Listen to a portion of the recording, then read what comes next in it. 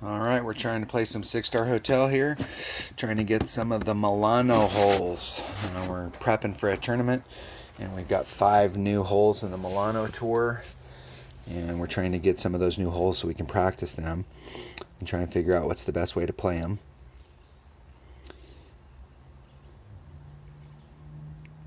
And we got hole 3, par 5. And this is one of the older holes. We're just going to play it with a marlin straight up. With a headwind, if you had a tailwind, you could play over here, but with a headwind, we're just going to try and lay the ball up out here. We're trying to get up into this area. That'll put us into our wood range.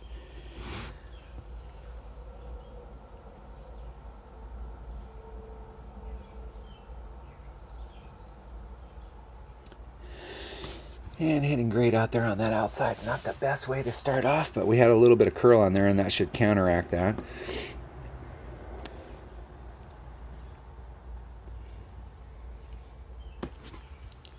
You want to try and stay away from the rough here. If you're on the rough on the right-hand side, you can make that shot and get on the green and still recover. But if you're in the rough on the left-hand side, or if you're in the sand out there, you're in big trouble.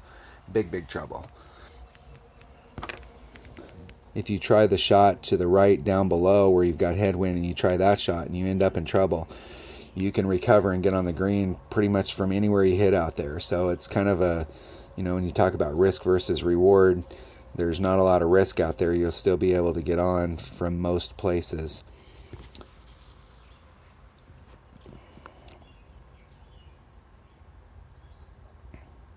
Even from where our opponent is here, I would use a hook shot to try and get me all the way up there, or get me on the fringe so I have a nice easy eagle shot. I wouldn't be too concerned if I was him about that, although it is better to give yourself a little bit more room.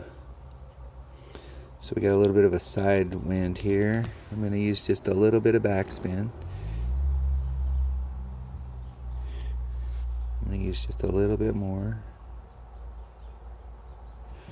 And we're going to adjust for the wind. And we're at max club. We're at 1-2, so there's 4-8. And so we're going to go about 4.5. Probably could have been a little bit more. We hit great on the left, which is not good, but that's the side that we thought we might have undercorrected, so we might have actually helped ourselves out a little bit here. Not a whole lot. We hit great to the left and we ended up left, so that's pretty much how that works.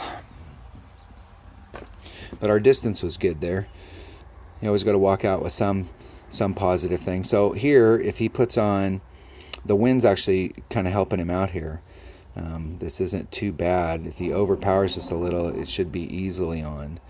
Sometimes you get out there and you've got the wrong wind, and it's not quite as easy a shot. And when you're using and that tree is definitely in play.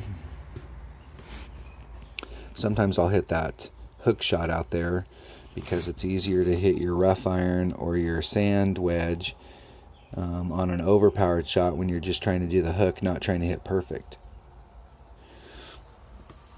One of the other videos on this hole, I did that shot, and it put me up on the fringe and kind of put me back in the game. So when you make a bad shot, the whole deal is don't forfeit when you're in one-on-one. You already paid the coins. It's not going to cost you any more to continue to play. Try some of those trick shots, or try the shot. Get used to shooting those shots, so that when you're in a tournament and you make a mistake or you've got to recover, you have a lot of confidence that you're going to be able to hit that next shot because you've practiced that shot before. Some of these holes here, I'm practicing low percentage shots to try and give myself a shot just so I can get used to it. So if I'm in a tournament and the only way I have to hit that shot I've practiced that. I may not like it and it still may be a low percentage shot, but at least I've practiced it before. All right, that was hole 3, par 5, Milano. Thank you very much. Thank you.